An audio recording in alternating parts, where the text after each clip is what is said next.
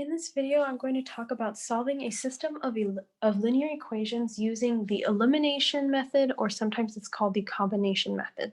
So I have two equations here that represent two lines. We have negative 8x plus 2y equals negative 22, and we have 8x plus 5y equals 1. So these are two lines, and I remember the solution to a system of equations is where the two lines cross. So they will cross at a point. So I'm looking for an x value and a y value for the point where the two lines cross. What I can do to solve these two equations is I can actually add them together.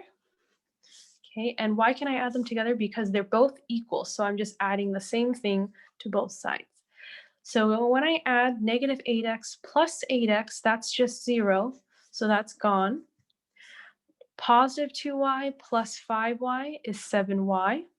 Bring down the equals. Negative 22 plus 1 is negative 21. Now notice that the x is gone, and now I can figure out what y is. Divide by 7 on both sides. So 1y equals negative 3. 7 divided by 7 is 1. Negative 21 divided by 7 is negative 3. So I know in my solution y equals negative 3.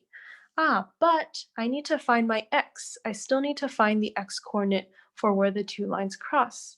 So how am I going to do that?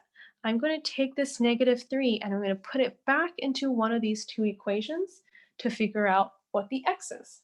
I'm going to use the second equation. It actually doesn't matter which equation you use. I'm going to use the second one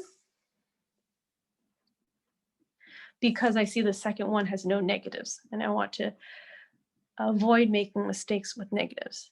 So the negative 3, I'm going to substitute that into the y here because I said y equals negative 3. Okay, so 8x plus 5 times negative 3 equals 1. So that's 8x plus, well, 5 times negative 3 is negative 15. I want to get rid of this negative 15, so I'll add 15 to both sides. Negative 15 plus 15 is 0.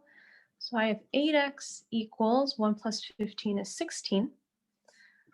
Divide 8 on both sides. 8 divided by 8 is 1x. 16 divided by 8 is 2. So that means in the system, these two lines cross at the point 2, negative 3. Now, what if I had used the first equation? So here, remember, I plugged in negative 3 for the y on the second equation. What if I used it on the first one? Let's see what happens. Negative 8x plus 2y equals negative 22. Now I'm going to take this negative 3 and put it into the y here. So that's negative 8x plus 2 times negative 3 equals negative 22. Negative 8x plus, this is 2 times negative 3 is negative 6 equals negative 22. I'll add 6 to both sides to get rid of that minus 6. So negative 8x equals negative 16. Get 8x by itself, so I'll divide negative 8 on both sides.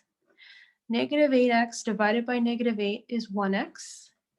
Negative 16 divided by negative 8 is positive 2. Notice that the x's are both the same no matter which equation I used.